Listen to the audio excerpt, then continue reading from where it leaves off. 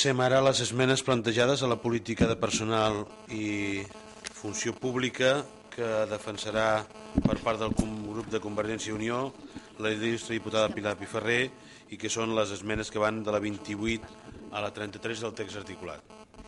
Gràcies, senyor president. Bé, ràpidament passarem a dir quin és el nostre posicionament respecte a la política de personal i de funció pública en l'esmena que presentem que fa referència a l'article 21.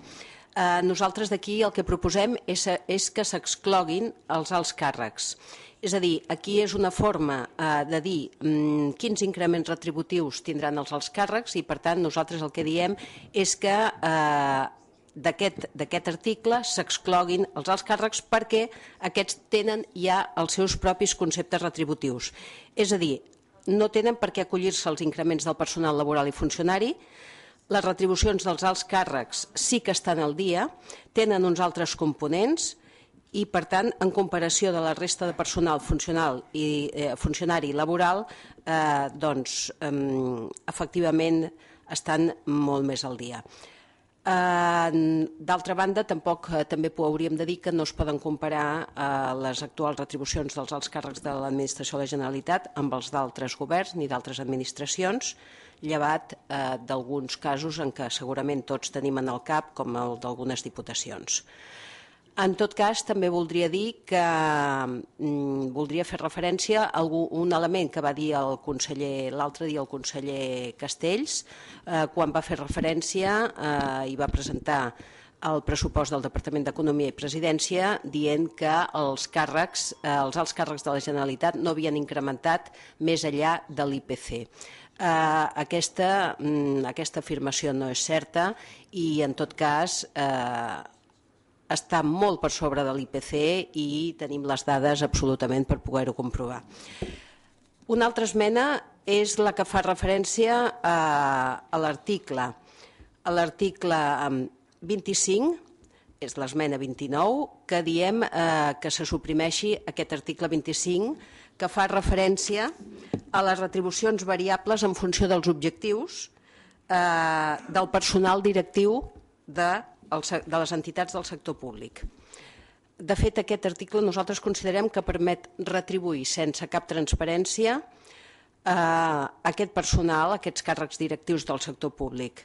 No és que estiguem nosaltres en contra de les retribucions del personal directiu en funció dels objectius aconseguits. En tot cas, el que estem dient, o el que volem dir, és que es facin públics aquests objectius, l'avaluació i l'acreditació d'aquests objectius.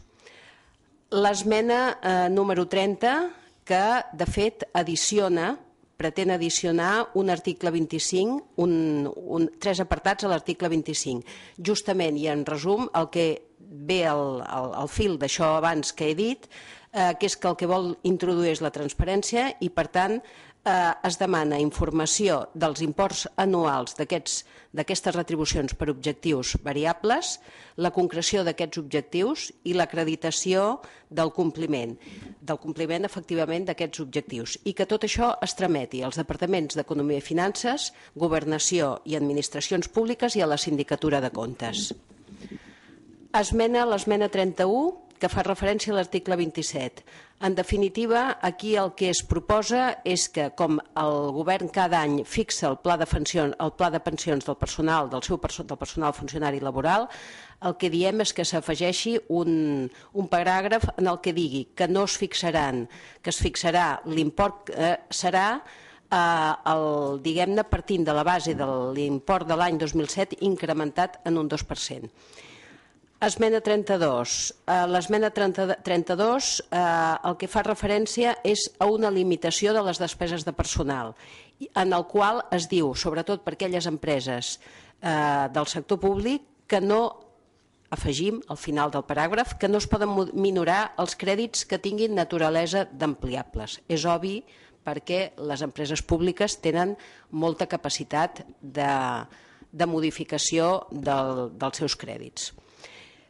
Per últim, l'article 32 bis, que és correspon a l'esmena 33 i que fa referència a les despeses de personal d'universitats. El que nosaltres volem introduir aquí és que s'incloguin les relacions dels llocs de treball i, per tant, es diu que correspon al govern o en qui delegui el govern d'acord amb el decret legislatiu que ja ho permet, l'assignació dels complements específics i de destinació en els nous llocs de treball que es creïn per les universitats catalanes i després les modificacions produïdes en el nombre de llocs de treball. Moltes gràcies. Moltes gràcies, senyora diputada.